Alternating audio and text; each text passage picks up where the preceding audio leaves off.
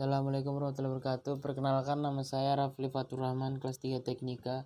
Sini saya akan menjelaskan tentang perbedaan antara ketel pipa air dan ketel pipa api. Kita masuk ke dalam materinya. Yang pertama, macam-macam ketel uap. Yang pertama, ketel pipa api atau lorong api. Ketel uap yang pipa api atau tabung apinya berada di dalam air atau uap. 2. Ketel ini bisa bekerja secara manual maupun otomatis. 3. Tekanan maksimum adalah 24 kg per cm persegi dan produksi maksimumnya mampu menghasilkan uap sebanyak 10 ton per jam. Contoh ketel uap jenis ini adalah ketel Cornwall dan Lancashire, ketel Scotch dan Scotch kembar, ketel kombinasi antara lorong api, pipa api, dan tabung api, ketel lokomotif dan lokomobil, ketel tegak Cockham. Ketel pipa air biasa yaitu ketel uap yang airnya berada di dalam pipa atau tabung, kemudian bagian luarnya dipanasi. Umumnya sudah tidak digunakan secara manual. Tekanan maksimumnya adalah 45-140 kg atau cm persegi dan mampu memproduksi uap sebanyak 1000 ton per jam. Contoh ketel uap jenis ini yaitu sectional boiler, ketel Yarrow, ketel di boiler, yang terakhir ketel pancaran. Ketel pipa air dingin. Ketel jenis ini digunakan untuk tekanan tinggi dan superkritis di atas 225 kg per cm persegi. Yang kedua, bahan bakar nuklir. Kualitas air yang rendah menaikkan beban tungku atau memperbesar angka perpindahan panasnya.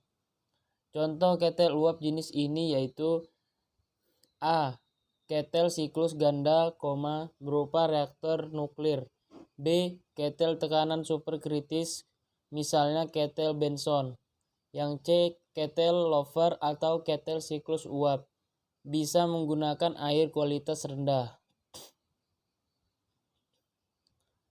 Appendance yaitu merupakan alat-alat kelengkapan ketel uap yang dapat bekerja sendiri dan dipasang dengan maksud untuk menjamin agar ketelnya dapat bekerja dengan aman.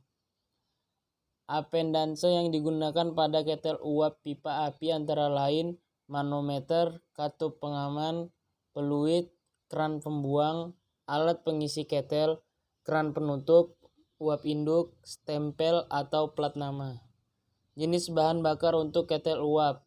Ada 3 jenis bahan bakar yang biasanya digunakan untuk ketel uap yaitu A. Bentuk padat, C. Bentuk cair, B. Bentuk cair, dan yang terakhir bentuk gas. Kualitas air. Air sebagai bahan pengisi ketel uap untuk dipanasi menjadi uap, maka harus diperhatikan kandungan-kandungan yang terlarut di dalam air untuk mencegah terjadi pengerusakan terhadap ketel uap. Air untuk mengisi ketel uap dapat berasal dari air yang dihasilkan dari dalam pabrik berupa air embun yang keluar dari pemanasan. B. Air yang berasal dari alam seperti air sungai. Keburukan karena kualitas air akan menyebabkan yaitu A.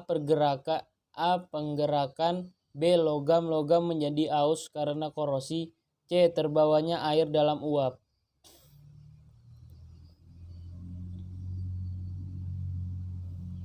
Distribusi uap. Dalam merencanakan suatu jaringan pipa uap maka perlu diperhatikan hal-hal berikut yaitu tentukan kebutuhan uap pada suatu titik pemakaian.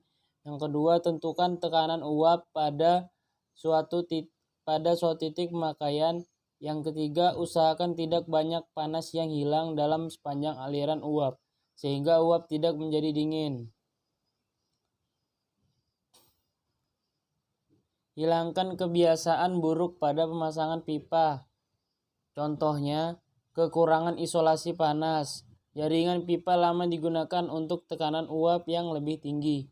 C. Menggunakan isolasi lama. D. D. Kebutuhan uang lebih besar daripada kapasitas ketel uap, sehingga tekanannya menjadi turun. Yang E. Uapnya basah, disebabkan oleh kebutuhan lebih besar daripada suplai dan kualitas air kurang baik.